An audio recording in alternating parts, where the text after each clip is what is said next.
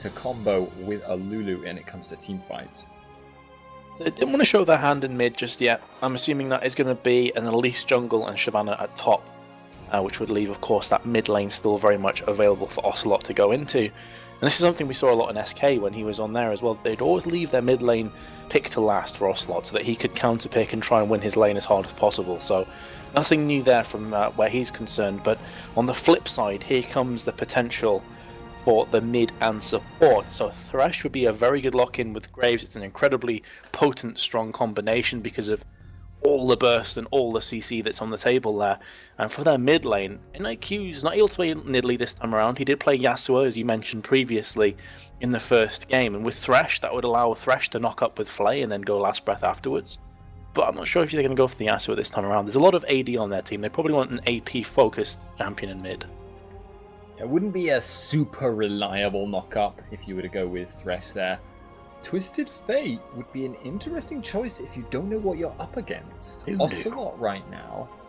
Oh no. I do not know if Ocelot plays Fizz. Okay, well, there's one thing to bear in mind, of course, when we talk about counters to Twisted Fate. Currently, Exhaust is a huge problem for most assassins. Both Zed and Fizz, that kind of used to do very, very well against Twisted Fate, tend to have some issues now because of that spell. But it can still definitely work out because they've just got so much burst in the case of Fizz especially. And being able to dodge the stun card means you can always go for the engage, force out the exhaust from your opponent, and then look to just disengage and wait for your ultimate to come back up again. So we'll see what Gamers2 lock in here, but I don't know if they have anything planned specifically. Yeah, I was going to say they may think about the LeBlanc, but of course that has been banned. Because one of the ways that you counteract Twisted Fate's ultimate is that you pick a very mobile mid laner yourself. However, they're not going to have too many options available, and there is the potential Orianna, which would make a lot of sense with their composition. They've got the ball delivery system, as we mentioned so frequently, but they've also got a hugely AoE-based team fight kind of squad. And if they can land one ultimate, that's going to quickly turn into a bunch more. So this is a different take from Gamers2, and I have to say I quite like their comp. Yeah, it's a huge team fight they've got. They've just, like, this is a kind of key team where they could fall behind 10k gold and then turn around and win a team fight. They've got so much damage there. But they are going to have to contend with Twisted Fate's ability to roam around the map. He's going to be able to push out against Orianna reasonably reliably, and he's going to be able to just gank more or less wherever he chooses. He might lose some farm from it, because obviously Orianna can push back pretty quick. But she's not going to be able to assassinate him in lane. She's not going to be able to stop him farming. So, maybe a difficult time come level 6 for Gamers2. We'll see if they can cope with that situation, though. Yeah, it's interesting that you should say that Orianna shouldn't be able to assassinate Twisted Fate. I think that's one of the reasons why Ocelot has gone for the Ignite. We see a lot of Oriannas at the moment go for stuff like Exhaust, Heal, or even Barrier.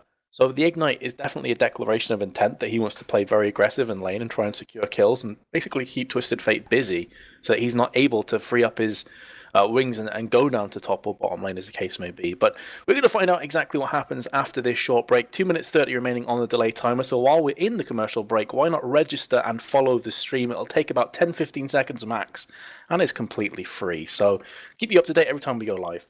Either way, guys, we'll be back in just a few moments.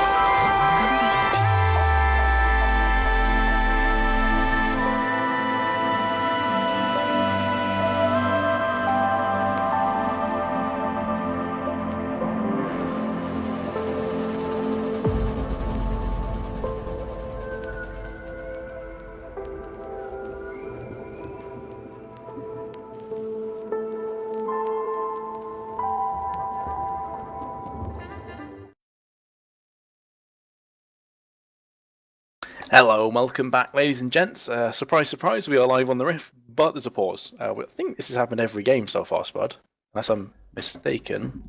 I want to say you're right, but then again, I also like telling you you're wrong. There's a conflict of emotions here. I'm going to say you're probably right there, though, on the grounds that the facts may support you. Rarely, though, I let that interrupt what I'm saying. Well, it's always important to be right, even when you're wrong, I feel. It's a pretty solid tactic in life.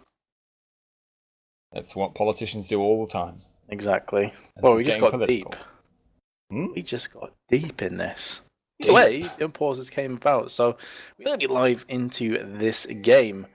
And it's still early days. It's just 1-1, so potential 3 more games on the cards here. Yeah, this could take quite a long time to conclude, especially considering how close the first game was. And I don't think we're going to see the same kind of shutout this game. Unless somehow Denial snowballs like really far ahead, I just don't see it happening. It's possible. We have got Twisted Fate, of course, but I wouldn't bet on it. Yeah, it is possible. What I would say, though, is that looking at the team fight composition of Gamers2, I do fancy them in this game. Because I agree with what you said in the picks and bans, that even if they find themselves like 10k behind, they should still be alright. I, too, fancy their team. But, I certainly do like that composition. Like that, it's really, really strong. I will never stop. Anytime there's an innuendo to be found, I will find it. And then I will... I was trying to think of an innuendo way of saying that, but, you know, there isn't. Innuendo. Anyway, what's that supposed to be? It started off as Waluigi, then it became a car that was shutting down. I don't really know, I'm gonna be honest. I was just making a noise. Quite a lot of my humor, actually, recently has just evolved into me going for various reasons. So, yeah, it's super exciting times for me in my life and the progression of my humor, but it might be super exciting times for Babunia in the very near future. Sounded like a strangled cat to me. It was quite traumatizing. But Gamers2 are definitely edging up, shaping up to potentially go for that blue buff. Oh, please, Babunia, no. Oh, J-Well! Oh, dear me. He broke cover. GG! Report this top laner. That was actually really bad, though. J-Well, the scrub. Yeah. I don't think his team were too happy with that, because Babunia was going to face check that bush. There was no two ways about it. He was going in. Yeah, that was... awkward, but you live and learn. You make mistakes, etc., etc. So they are going to stay in the jungle here and steal away the wolf camp. And JWoww will probably teleport down to bottom lane to hold on to that. So now I'm a little bit curious. Is Kikis going to go for the blue steal here? He actually hasn't opted to do so. We're now seeing Babunia checking out the white. Seen that happening. Looks like we're going to be seeing the 4 versus 0, honestly. So maybe not seeing JWoww teleport to bottom lane. This top wave is very, very large right now. And I would imagine Babunia will want to join up with the team. Kikis can take away the blue buff and then look to join with his team. What we aren't seeing this game, though, is nobody's doing the slightly faster push, where you rotate your jungler in much, much quicker, sacrifice maybe a buff sometimes, but you get the tower race in your favor, which gives you quite a big advantage on the map later on. Doesn't really matter, though. Just pushing 4 versus 0 versus 0. What surprises me, though, is that they're not... Okay, now they're going to start to try and return the favour. The Babunia's finally gone down to bot lane, because I was thinking, why the hell have they not started pushing bot themselves? And now they are. 4 players strong, and we'll be picking this tower up as well, so it's just turned into a tower race at the early stages of this game. It's what we see quite often nowadays. One of those odd things about the changing metagame, but there is also an interesting thing, which I heard pointed out relatively recently, which is that some of the Korean teams right now aren't favouring going for this second tower, because their reasoning is thus: you need to be careful not to let the enemy top laner freeze, and that means you need to get your 4-man to definitely, absolutely push all the minions into the tower. But sometimes you'll actually find that the minions, even though you push them into the tower, will still move away from the tower and be a little bit random. Although this game, Gamers2 are going for the in-hit tower, and it doesn't look like there's going to be anyone to stop them in the immediate future. Can they focus this down, though? I'm inclined to say no.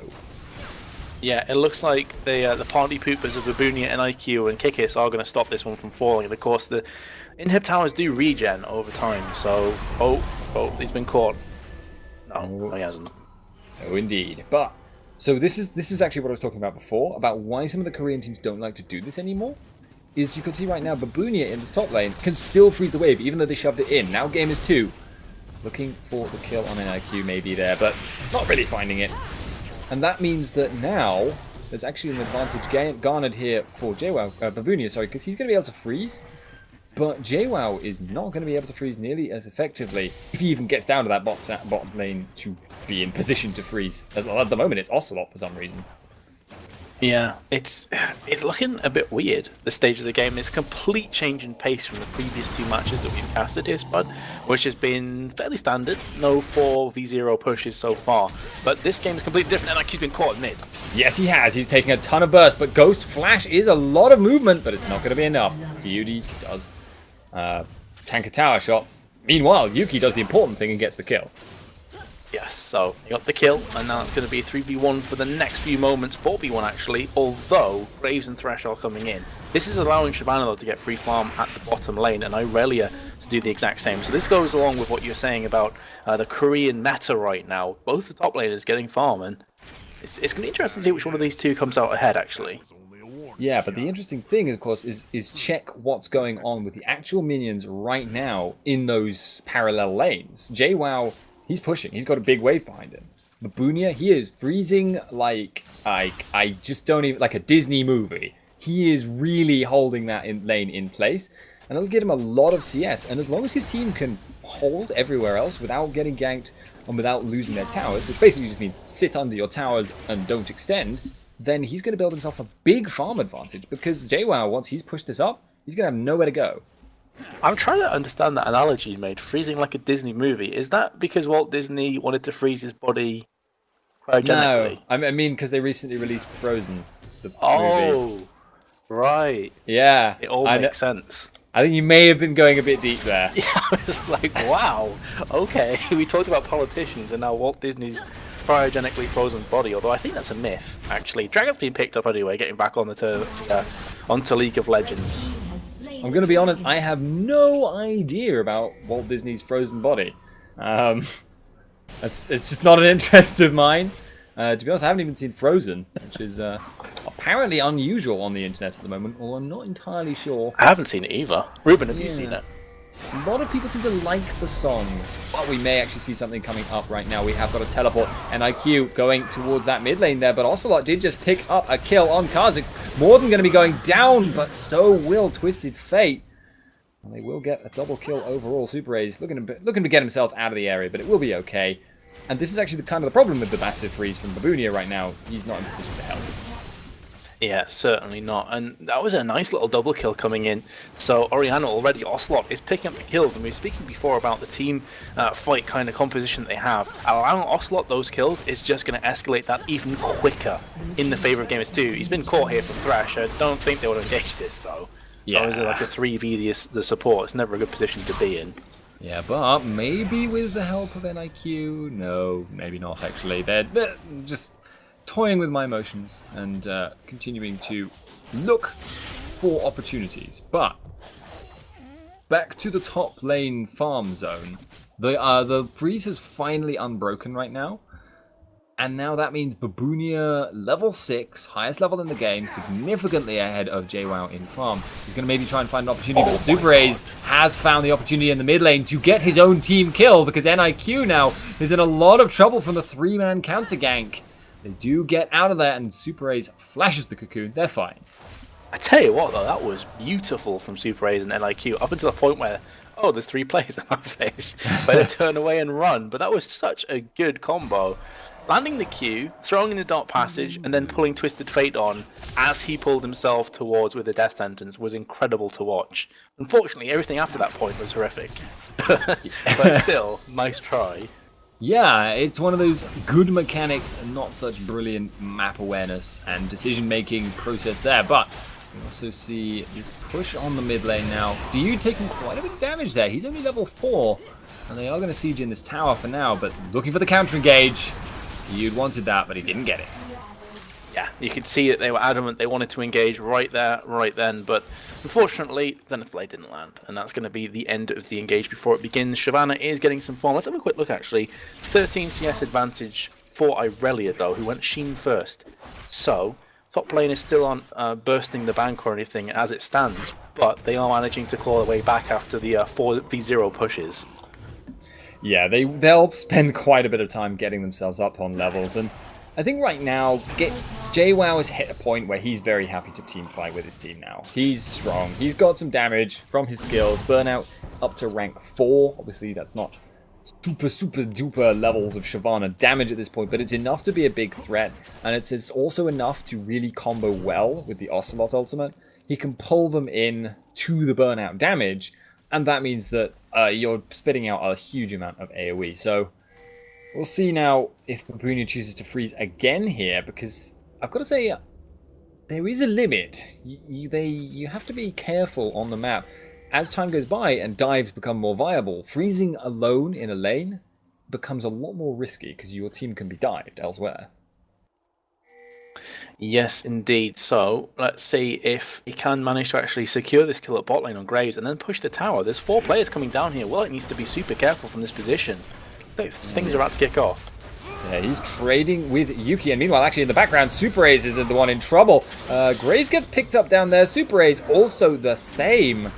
Gamers2, just 2 kills for nothing.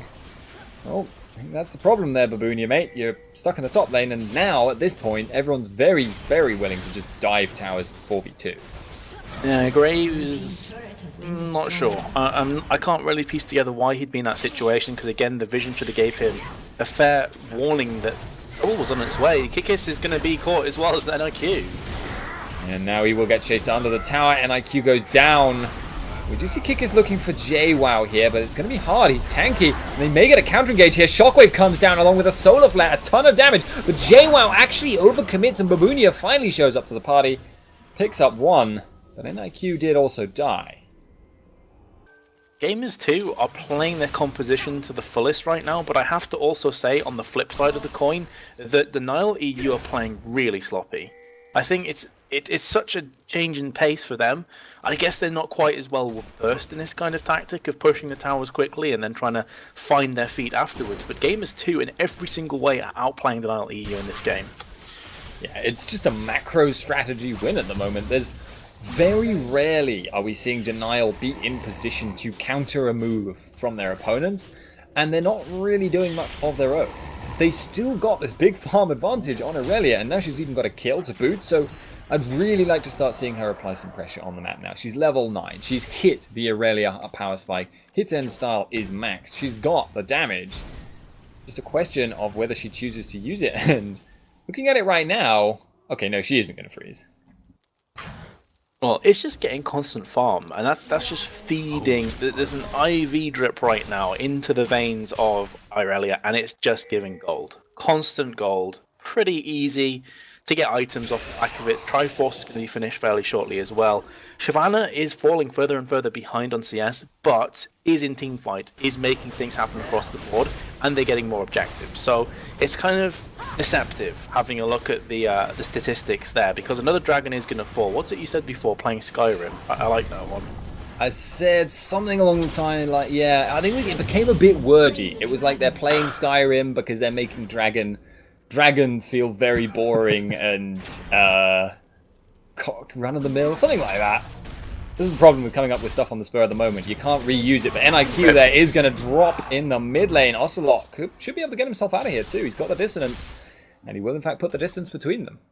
Yeah, that was just an IQ getting caught. It's not the first time we've seen it in this game, and I would assume it's not the last. He's died 4 times. So 1 and 4 with 92 CS. There was a big difference in mid lane. Ocelot's actually going to be recalling, and I assume he's got a lot of gold to play with. Yeah, over 2,000 in fact. So he is becoming huge. Yeah, that's a needlessly large rod. Nope, it isn't. Damn it. I was thinking needlessly large rod and boots 1. That's what I'd have done, because that builds you towards the Rabadons. But he went for Sork Shoes. That will give him more mobility. But I've got to say right now, having thought about it, has NIQ ulted yet? I actually don't think he has, you know. That's a really good point. Yeah, because that's sort of where you pick TF there. I mean, I know he's been dying a lot, which does obviously leave you less time for this, but I think it shows how far behind in the map movement so far Denial has been. They haven't even found an opportunity to use their massive pseudo-global teleport in order to catch up with their opponents. They're just that far behind in the movement. Yeah, but they also went along with this, though. They were happy enough to trade this kind of 4-0 approach, and thus applying TF out of what he essentially is there to do. So maybe they're not utilising their picks to the fullest extent here, Spud. Yeah, indeed. Now, okay. We're seeing the ambush set up here from Gamers2. But looks like NIQ is looking to get this blue buff, so there's not really going to be anyone there right now. Kind of curious as to how patient they are. Dude, so long as he stays out of sight, though, there's always that potential to just jump out, get in with a solar flare, and set up a gank. But like for now, he's just going to wander off and look for pastures new. Yeah. So some people asking who the casters are. I'm Metis, and the other guy is Spuddington, and we've been casting the entirety of the Hitbox ChallengerFaceOff from the very first stages. This is the finale, so it's going to be kind of sad, actually, to say goodbye to this tournament, because I've really enjoyed my stay here, but there has to be a winner. There has to be a winner tonight in this best of 5. And right now, Gamers2 are looking in prime position to be just that. Yeah, well, of course, this game wouldn't be the decider. This would bring them to 2-1. Would bring them to, obviously, match point, but that wouldn't be enough to take the games home entirely. But you're right, Denial are definitely back on their heels right now. They are playing a very defensive game. They're doing a lot of wave clearing right now, and they're quite afraid of what they're up against. But they don't really need to be that worried at the moment, because Gamers2, well, without JWoww, I don't see them going for a fight. They're just happy to let him farm up, and they'll be happy to let him farm that bottom lane as well. Now would actually be a good time, if Denial knew about it ahead of time, to go for the engage, but it doesn't look like they're going to. Happy enough to just siege for now and basically, you know, say, come on then, Denial, if you want to fight, then we're happy to do just that, because we have this incredibly strong, potent teamfight composition.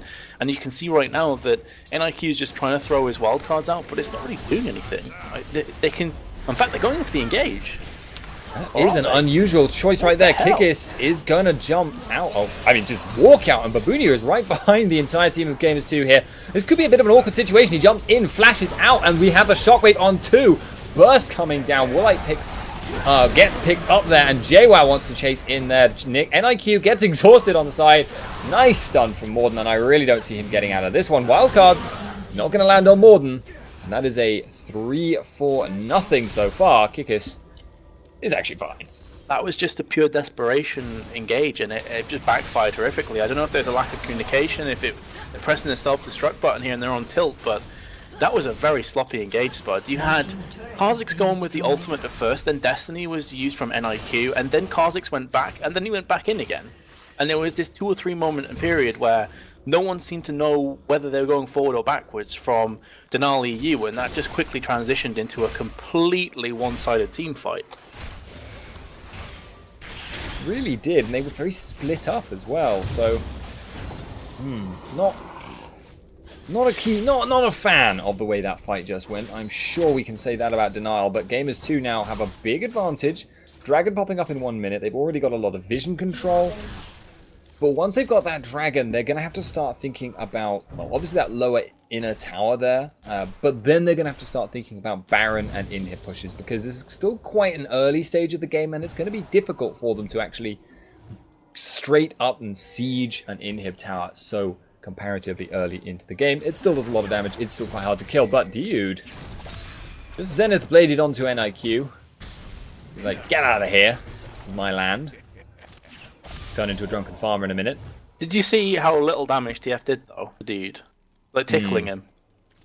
Yeah, it was probably a couple of 100 damage tops there, and partly, of course, that's because dude has built himself a Chalice of Harmony, going for the Mikhail's Crucible to help out his team there.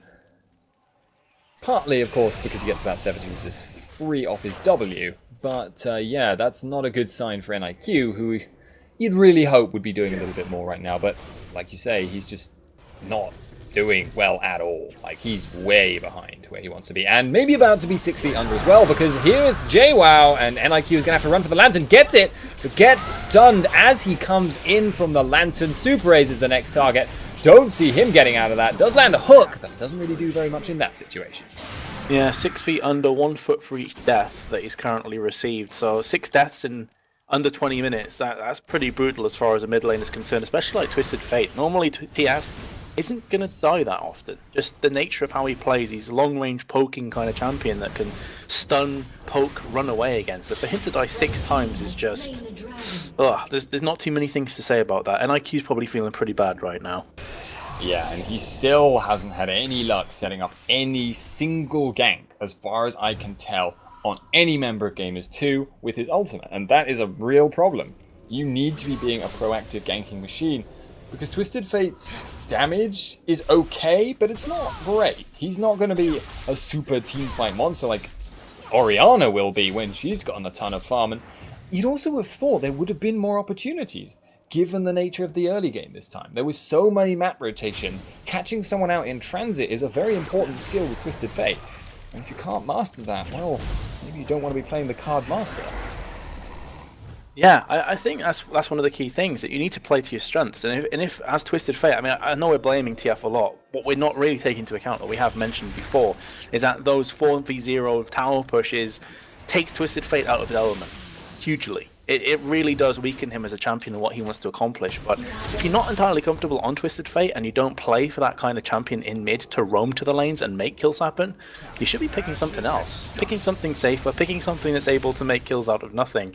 TF is capable of doing that, but not when he's 1-6 behind. He's going to fire on in with a Destiny and either get insta-gibbed or not do enough damage to pick up a kill. Yeah. So now, we're seeing this defense game. I mean, Gamers2 obviously are going to want to create a pick soon, and they probably will be able to. They've got vision control, as we know, and in fairness, Super Raze is doing a pretty decent job of covering this bottom tower right now, and indeed the mid, but it's just a matter of time until they catch someone out. But assuming Denial can hold on for long enough, that gap will decrease, and they may be able to make a proactive move here, because Ocelot is going to take a lot of damage. But when I say a lot of damage, what I really mean is bugger all, because he's just gotten wrecked. NIQ gets taken down. Ocelot in a lot of trouble. Morden now jumps out. DUD going in and picking up NIQ. Somehow, I don't even know what happened there. Kikis is going to be in trouble. Gets taken down. Warlight flashes over the wall. Super Raze now in trouble. Getting chased down. Red buff Lucian. Don't really know why you're flashing there. You ain't getting out of that one. Babunia teleports in order to go and farm some minions. Graves is now running for his life, but he might well walk into Morden. And he's stopping to clear out the ward. I'm not sure this is a very good plan, but it may be because he's already accepted his fate. Good luck. Interesting come on. quick draw there, bro. Auto attack. Go on. I believe in you. Oh, is the flash done? Gets him. Gonna get him with the culling. Don't have the damage to take down Morden. Nope. No, indeed. You believed, but you believed in a false prophet there, Spud. I may have been lying when I said I believed. I'm just saying.